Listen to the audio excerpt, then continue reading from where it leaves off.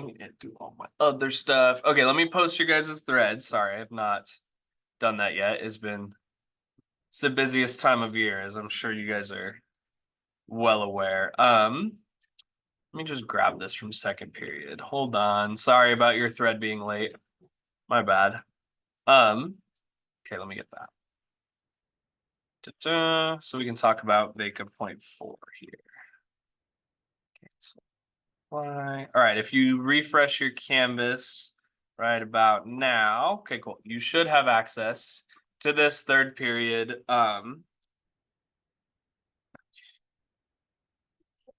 What's up? Yeah. Thank you. Okay. So moving on to the next stage in our vacation planning assignment thus far, VACA.4, which is talking about a little bit of budgeting, mostly transportation and lodging. So I've attached the cost tracking sheet from last week in the forehead here, because it will be helpful now that we have a budget that we're constrained to, which I'll go over here in just a second. Right, for this stage in the project, it is time to think about how you are going to get to the single one destination that you've chosen and where you're going to be staying at that destination. So before doing anything, it says right here, you must choose a budget range. Small budget is $0 to $1,000, medium is 1,001 to 3,000, and then a large budget is 3,000 and above.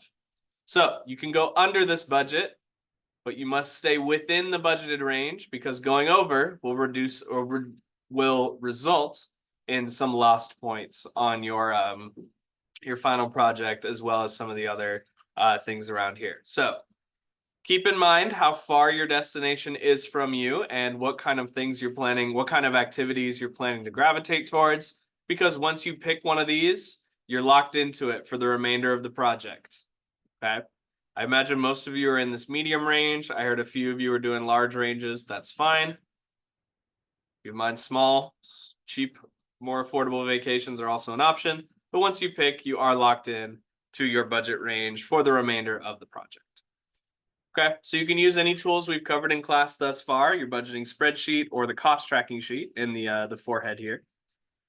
You can use any anything you've seen outside of class, anything that you've used personally or your families have experienced, or you can use a combination of both. I don't particularly mind. You do need to keep track of how much things cost. So the purpose of VACA.4 is kind of twofold. You're kind of considering how you're going to get to your destination and how you're going to stay at your destination once you'll get there.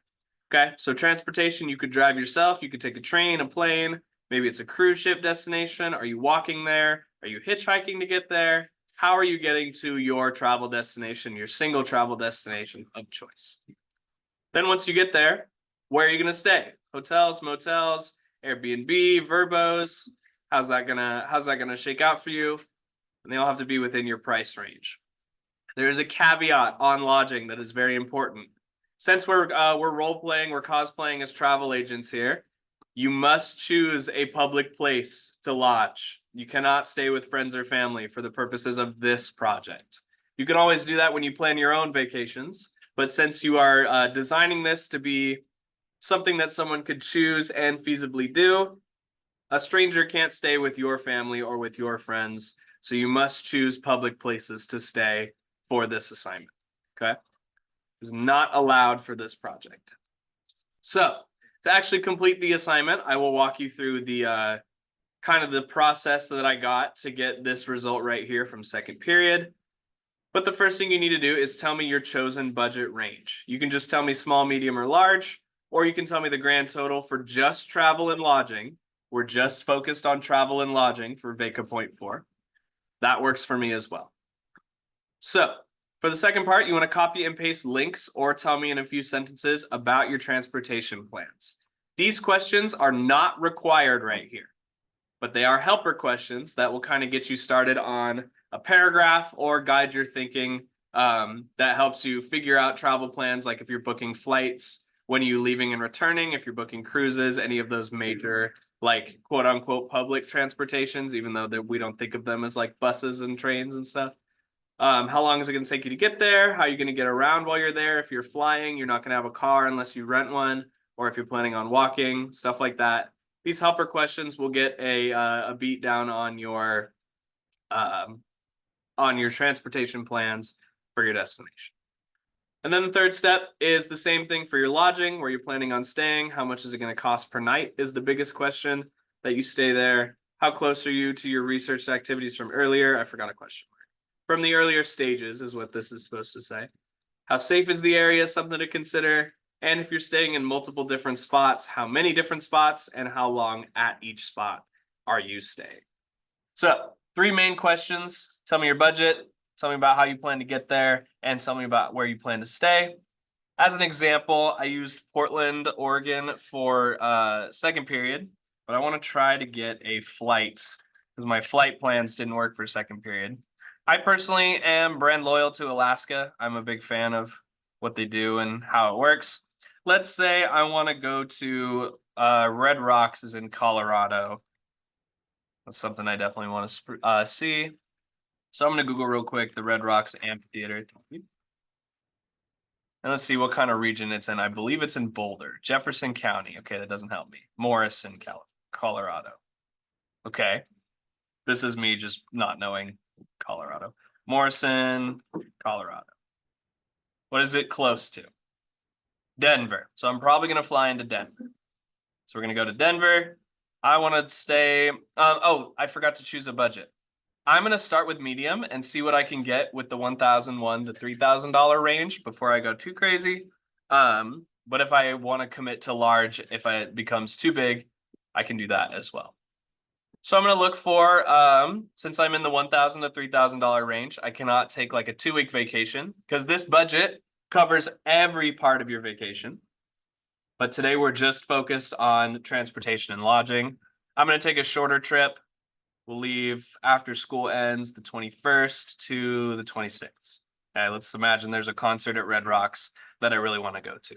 I'm planning my vacation for myself. I'm marketing towards other adults traveling solo. But if you have, I believe adults are just considered over 18 for Alaska's purpose. If you're going with a couple friends, it's going to be 3 adults. If you're going with, a parent or 2 and you and your younger child, all right?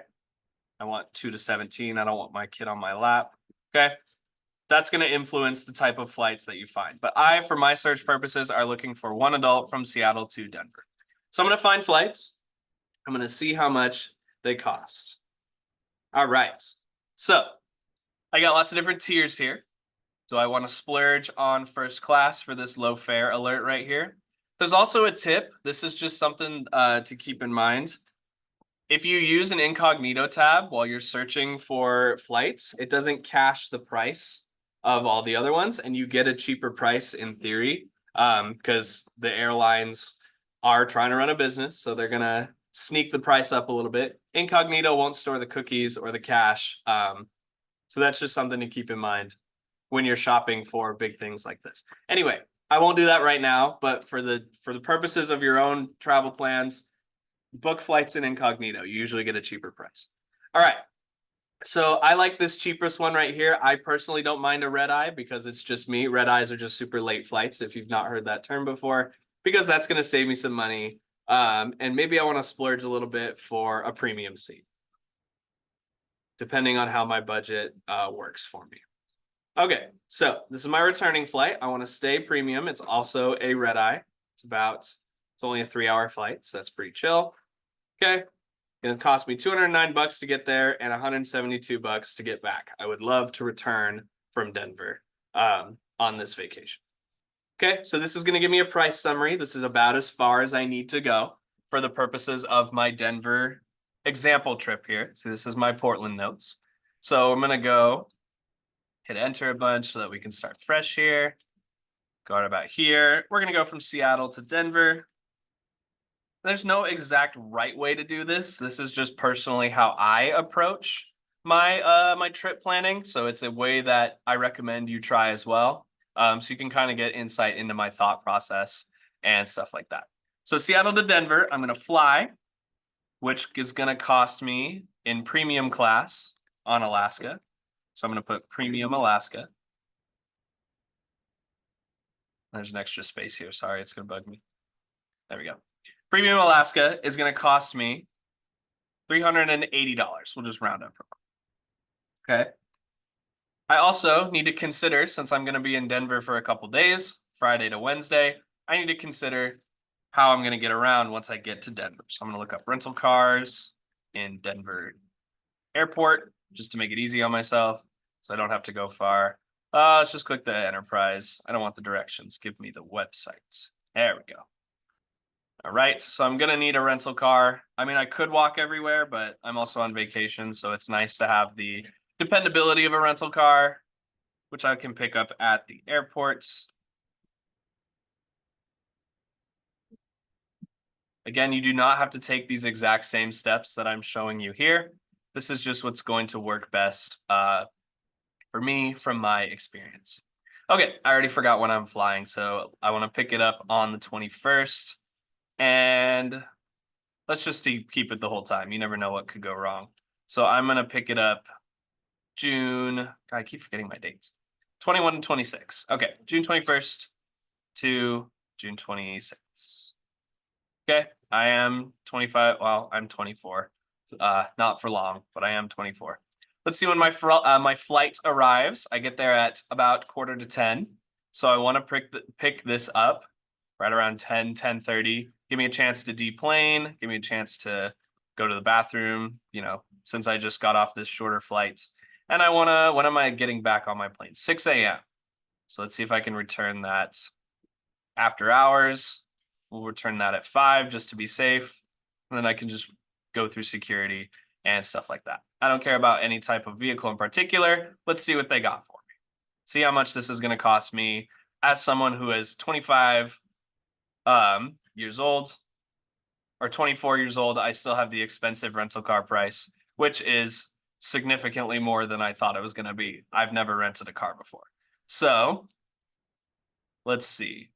Where's my cheapest? Let's sort this low to high. What do we got? I don't want to get it for a whole month. Why is the total $4,000? That can't be right. Surely that can't be right. Let's see. Yeah, it's gonna have all the waivers and insurance and stuff too. Crazy. All right, well, let me just do this real quick. I'm just getting sticker shock by how much this is. I'm gonna grab the insurance because I would rather not pay for it on the other end. Let's see.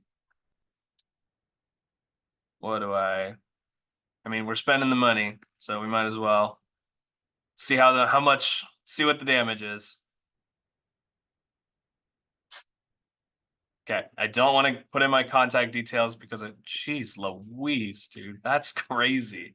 Okay, don't rent a car if you're under 24, under 25 apparently. Okay, okay, so it's gonna cost me $6,400 to rent this car. So that's gonna significantly change my my choice. Just so I'm aware that it's gonna cost me that much to rent a car for the duration of this trip. So that has immediately bumped me into the large budget category. Jeez Louise, I am in awe. Okay, it's a Mitsubishi Mirage. This is crazy. No T on a Mitsubishi, but like 6K for anyway, besides the point. So this is gonna show you, this is Mr. Blakeney's legit reaction to how much this is gonna cost. So now we're looking at $380 to get to Denver, and then it's gonna be 6.4 to get me around Denver, which puts me at a nice cool 6.7K before I have done anything cool or bought any food or even I don't even have a hotel yet, so I still have a little bit more to look for. Okay, so now we're gonna look for hotels near Denver Airport specifically, since I don't have the vacation planned part like you guys have done thus far. I'm gonna do a cheap one since I don't need it that much. As long as it's clean and it's got decent reviews, I'm cool with it. Let's check out the reviews real quick. In horrid condition, awesome. This is very real, this Zoom room that we're going through right now. Fairly new. not a good experience. Oh, they were remodeling. Okay, I think that's someone just being missed United flight during a snowstorm. So I'm taking these reviews with a grain of salt a little bit because I think these people are just mad. As long as there's no, my deal breaker is bed bugs or anything like that. So I'm gonna look around for that, just kind of scanning. Travelers are upset by things. Is the lock real? Okay, so let's check out prices. So I'm going from, where am I going? The 21st of June to the 26th of June. Oh, there we go. So that's my check-in. There's only one adult. Okay. Oh, these are just the sites. Okay, the cheapest puts me at $143. I don't know if that's per night or if that's just for the whole thing. That can't be for the whole thing. So the Google Shopping is what I've been on right now. Okay. I want the king room just because I'm not a robot. Okay, cool. So I'm just gonna take, wow, I saved $100. Hooray. It's gonna cost me $860 to have a place to stay for the entire duration of my trip. So let me do some quick math unless anybody can beat me to it. And what's 6.7 plus 8.6? 6700 plus 860. Oh, that's 660. Shoot. But, 860 is going to be 75 large. Okay. Not large, but large enough. 7.5K for travel, lodging, and transportation at my destination. This is what's causing me the most trouble. With Portland, I only spent like $700 on 2 tanks of gas and 5 nights at a cool hotel. But since I'm going further with airfare and rental cars, unless I Uber around, Ubering's probably going to be a lot cheaper than 6.4K. But the max I'm looking at is 7.5 for my trip to Denver. So I'm just going to copy this link real quick. Let me go over to VACA.4 so you can see how I want you guys to actually answer or do this assignment. Okay, I'm going to click on my little 3 dots and then go to a numbered list so that it easily corresponds with the completing assignment side here. I'm a large budget now because I was born wrong, apparently. It's annoying. If I book this in 2 months, it'll be fun. Happy birthday to Mr. Blakey. Okay, anyway, so I have a large budget of $7,500. I plan on staying at the High Plains Hotel.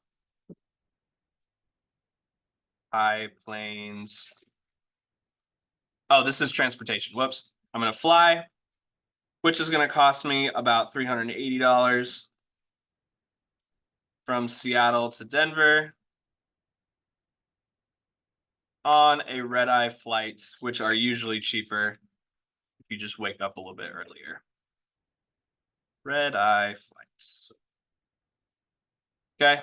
If you don't want to take a red-eye, that's totally fine. Remember, you're planning a vacation. I'm just giving you guys an example of how different areas or avenues you can take to save some money here. Okay, so I'm going to fly from Seattle to Denver on a red-eye, $380 all the way around. Round trip, it's an important distinction. And then I'm going to rent a car for $6.4 thousand. And then I'm going to stay at the High Plains Hotel, just corresponding with 1, 2, and 3 here. High Plains Hotel, which is like I'll just round up, $150 a night times 5 nights equals, what was it, like $860, if I remember correctly? $860, which gives me my total of 7.5K right here. So this is about the bare minimum that I'm looking for this assignment. Okay. I would include links to the different flights, which I forgot to do. So let me I can't edit it now, but I would put a link or two for the flight or the drive information or the distance information that you found. Link your hotel, links, just connect me to things that are showing me how much those things are, how you have them configured. Hopefully that makes sense. And again, this is not the only way to do what I've shown you. It's just the way that I would approach it as Mr. Blakeney, so that I know at least a ballpark before I've spent any money about how much these things are going to cost me. So I'll let you guys do this for your destinations. All you have to do is answer these 3 questions. Remember, these are helpers. These are not required to be answered, but they do help you focus in on how much things are going to cost. And then your response should look something like this if you don't want to upload a Google Drive, or not Google Drive, Word document. This is definitely where the cost tracking sheet is going to come in. If you have not already saved this, I have reattached it here on the forehead of the Canvas assignment for VACA.4. This is where I would list my hotel cost this much, my rental car cost this much for this many days, my flight cost this much, leaving these times, just so that I have a works cited that I can go back to just in case anybody's curious about how much this vacation is going to run them. So answer these 3 questions.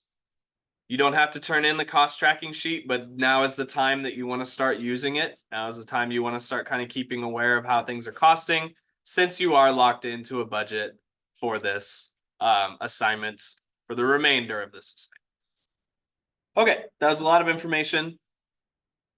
I know. Does anybody have any questions? Or is any of that not making sense?